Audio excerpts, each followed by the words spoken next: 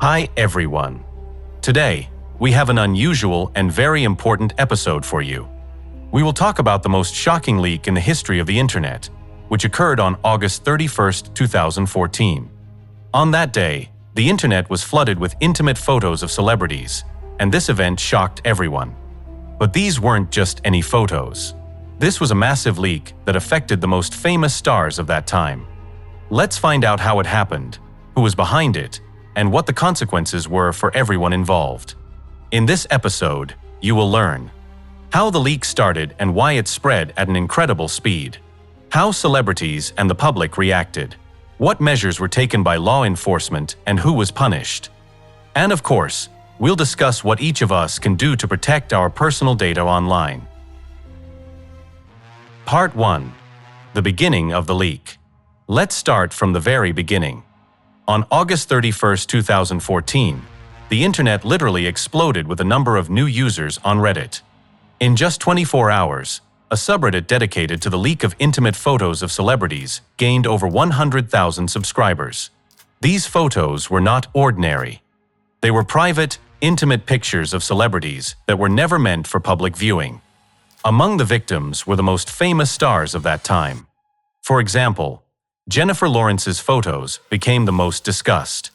At that time, she was one of the highest-paid actresses in Hollywood, thanks to her role in the Hunger Games series. On the first day alone, the photos spread across the internet like wildfire. Millions of people saw them. On Reddit and other platforms, users exchanged these images, creating entire collections. Some celebrities immediately began denying the authenticity of the images, while others did everything they could to limit their spread. However, these attempts were unsuccessful. A week after the leak, Reddit blocked the subreddit, but it was already too late. Several websites had emerged where these photos were posted, and news headlines continued to be filled with this story for a long time. This event quickly became known as the fappening. Everyone wanted to know who was responsible for the leak and how they managed to get these photos. The hunt for the perpetrators began, and online communities dived into attempts to expose the culprits. Part 2. Celebrity and public reaction. As soon as intimate photos of celebrities started spreading online, the victims immediately began taking action. Some of them started denying the authenticity of the images, trying to convince the public that they were fake. Others tried to limit the spread of these photos by all possible means. However, the photos continued to spread at an incredible speed. For example, Jennifer Lawrence eventually admitted that the photos were real, and in an interview, she called the leak a sex crime. She noted that the distribution of these photos was a violation of her privacy and rights. At the same time, other celebrities like Kate Upton and Kirsten Dunst also confirmed the authenticity of the leaked photos and expressed their outrage. Kirsten Dunst even sarcastically thanked Apple on Twitter for their iCloud, which she believed was the cause of the leak. The public also reacted to this event. Many internet users condemned the actions of the hackers and expressed support for the celebrities.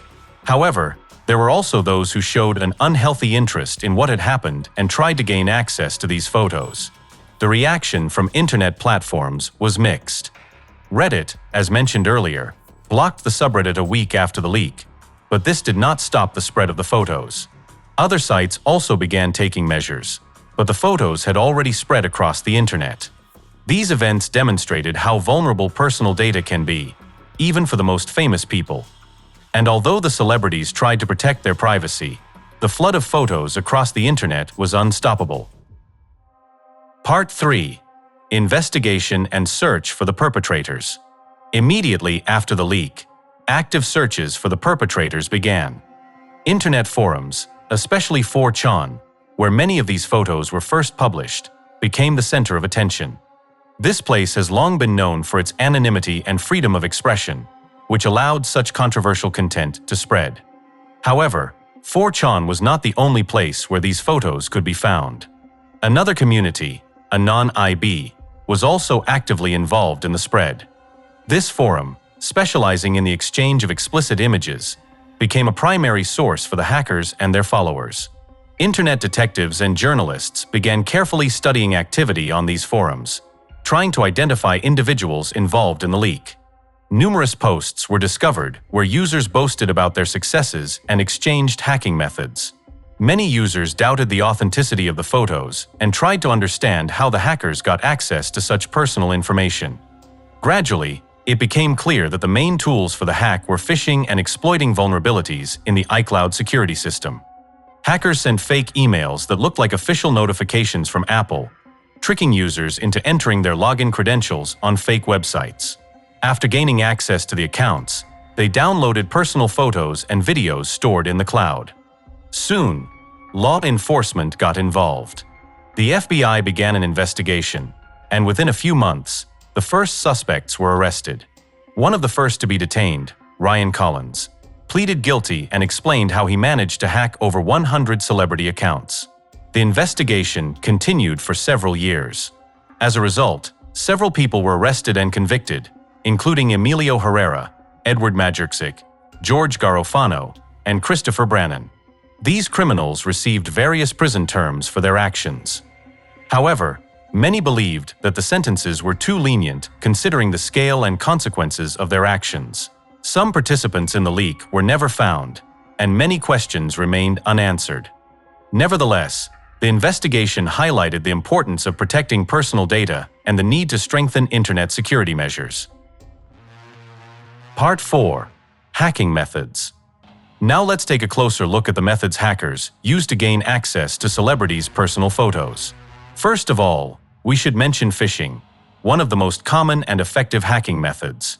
Phishing involves sending emails that appear to be official messages from well-known companies, in this case, Apple.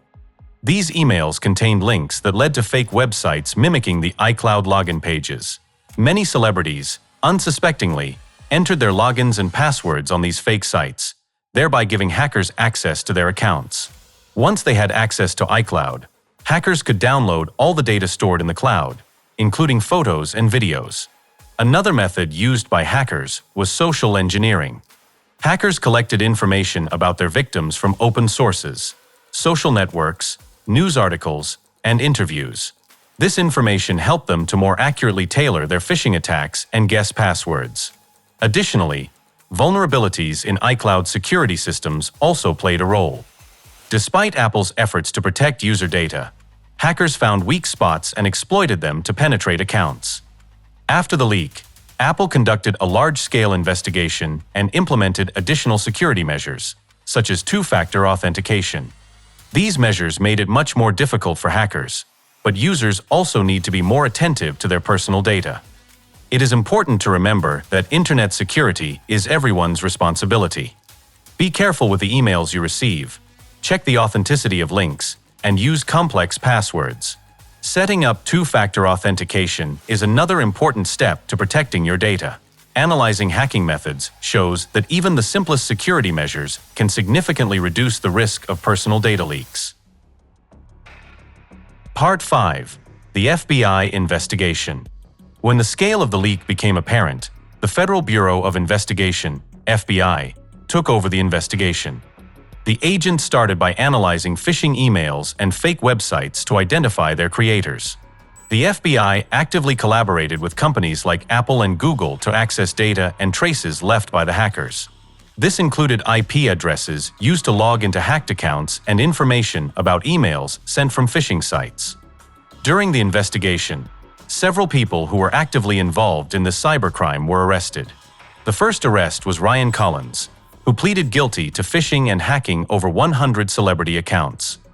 In 2016, he was sentenced to 18 months in prison. Other arrests followed. Edward Majorczyk, Emilio Herrera, George Garofano, and Christopher Brannon were also found guilty. Each of them used phishing and social engineering to hack accounts and distribute photos. The investigation revealed that the hackers acted independently of each other, without forming any organized group. They communicated on forums like Anon-IB, where they exchanged hacking methods and bragged about their successes. As a result of the FBI's work, several perpetrators were brought to justice. However, the investigation showed that not all participants in the leak were found. Many users who downloaded and distributed the photos were never identified.